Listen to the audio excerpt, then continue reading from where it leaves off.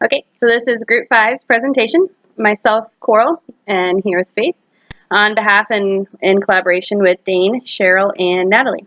So we'll start now. Overcoming traditional thinking.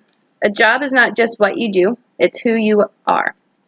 With the presentation, we hope to provide insight to becoming a linchpin within your organization, to become valuable, to become the most memorable, become unrivaled.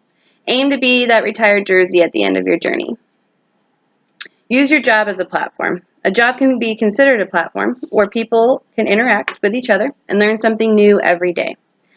The interaction part is important, as it can open your mind to something bigger that you may have never thought of before. Creating a conducive environment where each person can articulate his or her dreams without restriction.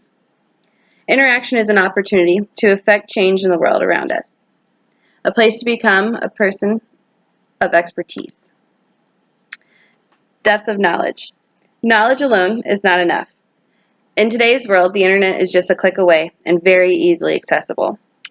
Depth of knowledge is the ability to apply fact, information, and skill in a more instinctive way.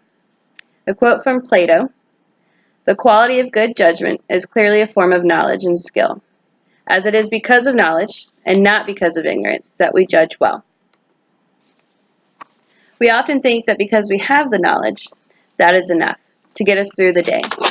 But we fail short because companies can access resources and other individuals that are cheaper and maybe faster. So ask yourself, what have I offered today in my current position? What can I do to become more of a linchpin? Now, what's the posture for change? Let's think for a second what it means to stand by, to be memorable. You must be fully engaged. One does not earn a retired jersey from sitting on the sidelines. This means to be a person that understands the situation surrounding an issue and to be fully committed to the change.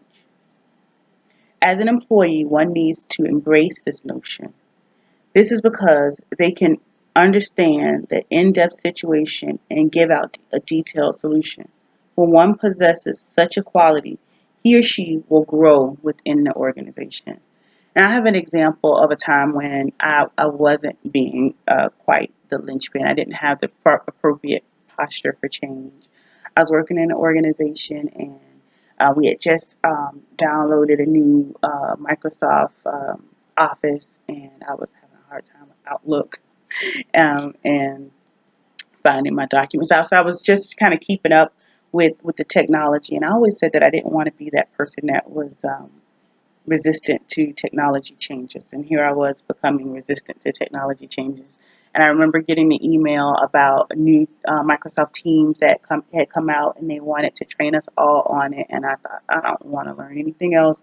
I'm just, getting, what we just downloaded down, and this is too much. It's coming too fast. All of this change. And I sat through the training, and I was very resistant. I did not have the appropriate posture for change. And I didn't take much out of that training, and I thought, okay, well, I'll just, not use Microsoft Teams. And a few days later, I heard some coworkers talking about how they were meeting in Microsoft Teams, how they were using this platform to interact better with one another. And I realized that I had missed something and not having the appropriate posture for this particular change. So I had to retrain myself on it. I actually called the IT guy up one-on-one and asked him to highlight some stuff that he had already done in the training.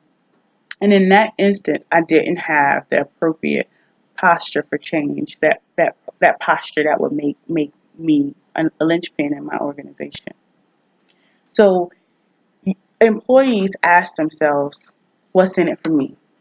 And Janet Jackson says, what have you done for me lately? But we always want to know, what's in it for me? Why am I embracing this change? What motivates you to become better? What are the rewards you get from being a linchpin? Each individual needs to identify what drives them to reach their long-term career goals. I know that currently in my place of work, we've been intermediately without a human resource officer. So the task of employee engagement has kind of fallen in my lap graciously. I've actually learned very much about my coworkers and motivation within the workplace. That's not just natural. everyone is motivated by a paycheck. We go to work every day, and to avoid the mundane aspect of it, we need to find what motivates ourselves personally, individually. And I've kind of helped our nursing staff and our NAs, certified nursing assistants, find what motivates them, and in that process, I've found ways to help them. I've noticed our nursing assistants respond better to being individually recognized. So I've made thank you cards and like goodie bags for the nurses to give them if they've gone the extra mile, or other nursing assistants to give each other as like a thank you. They like that immediate response and acknowledgement. Whereas our nurses like structure, and they like the culture, and they like everything to stay the same, and they like our policies and procedures, which in patient care you have to stick to. So keeping that structure for them and not getting too foo-foo-y has helped them respond better. So Foo-foo-y, that's an HR term. So I've learned a lot, and I have learned how to help them find what motivates them, and makes it less mundane and less boring for them.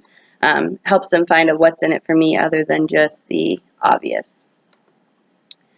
So next, where do you put your fear? And fear can be in the workplace in many different ways, but mostly it's internal. In the workplace, there really is no room for fear. You can feel the fear, and you can acknowledge the fear, but to be a linchpin, you need to continue to proceed. If you fear mediocrity, or maybe being lesser than one of your coworkers, see what it is that they do that you think is better, that they might have more knowledge or experience in. Accept it, and then find your own greatness. See what it is that they're lacking, or see that hole that you can fill and be just as great in a different way. Every employee needs to appreciate his or her own role and the duties that they perform within the organization. Everyone contributes something great, but it is important that you find the satisfaction to carry out your own role. One will be an extraordinary person if he or she thinks outside of the box and allows themselves to look past the fear and continue their growth. Remarkable people deserve remarkable jobs. Employees should work hard to ensure that they accomplish their dreams and the goals of the organization. Motivated employees tend to perform better. It doesn't matter if you're always right. It matters if you're always moving in the right direction. It's our commitment to create a positive environment where there is a clear channel of communication that can help an organization tackle problems that affect employees at all levels. It is the individual's choice to thrive, commit to opportunities, overcome fear, ultimately to become a linchpin. In closing, I want to talk about some linchpins of organizations. Coral talked in the beginning about having that jersey retired, which is the ultimate linchpin identifier. So let's talk about some people who've had their jerseys retired. So the Boston Celtics. If you think about the Boston Celtics, who do you think about? Larry Bird. Number 33. His jersey was retired in Boston. You think about the Chicago Bulls, whose name comes to mind? Michael Jordan. Michael Jordan. Number 23. He's had his jersey retired. If you think about the Golden State Warriors, most recently you'll probably think about Steph Curry, but number 13, Wilt Chamberlain, who played for them, his jersey is retired because of his contributions to the organization. If you think about the Lakers. Absolutely, there we are. You think about number 32, Irvin Magic Johnson. Of course. Lakers, his jersey is retired. So if you want to be a linchpin, you want to have your jersey retired, you got to do something memorable. You need to rise above and be the best that you can be, because it is your world and it's out there waiting for you. Thank you.